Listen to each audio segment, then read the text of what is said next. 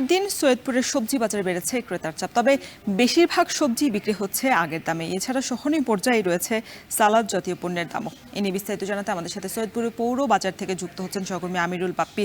বাপ্পি, বাজারগুলোতে সবজির সরবরাহ কেমন দেখছেন আর ক্রেতার সমাগম কেমন চোখে পড়েছে?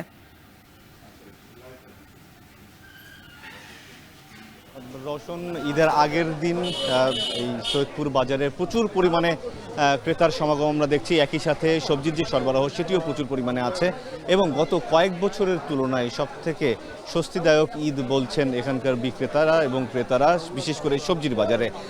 যেগুলো সাধারণত যেগুলো সবজি এই সময় থাকে প্রত্যেকটি সবজি বিক্রি হচ্ছে 30 টাকার মধ্যে, যেমন পটল, তারপরে ঢেঁড়স, ঝিঙ্গা, চিচিঙ্গা, লাউ ও বেগুন, লম্বাটা সেটি, করলা, এই সব যে সবজিগুলো আছে সেই সবজি বিক্রি হচ্ছে 30 টাকার মধ্যে। শুধুমাত্র বেগুন যেটি মোটা সাইজটা, সেই মোটা বেগুনের দাম বেশি, 40 টাকা।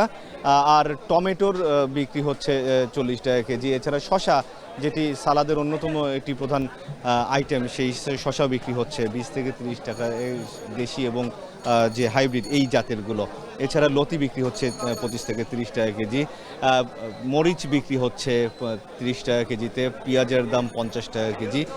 মজার ব্যাপার হলো যে মৌসুম না হলেও এখন ফুলকপি এবং বাঁধাকপি পাওয়া যাচ্ছে এবং সেটির দামও যে খুব আহামরি তাও না। ফুলকপি বিক্রি হচ্ছে 60 টাকা কেজিতে, বাঁধাকপি বিক্রি হচ্ছে 50 টাকা কেজিতে। তো আমরা সকাল থেকে বাজারে এসে দেখেছি যে প্রচুর পরিমাণে ক্রেতার সমাগম হচ্ছে, যেহেতু ঈদের আগের দিন। সুতরাং মানুষজন চেষ্টা করছে যে তাদের বাজারগুলো প্রথম বেলাতেই কিনে নিতে, কারণ অনেকেই এই জুম্মার পরে হাটে যাবেন গরু কিনতে, তাই আগেই বাজারগুলো তারা শেষ করে ফেলছেন।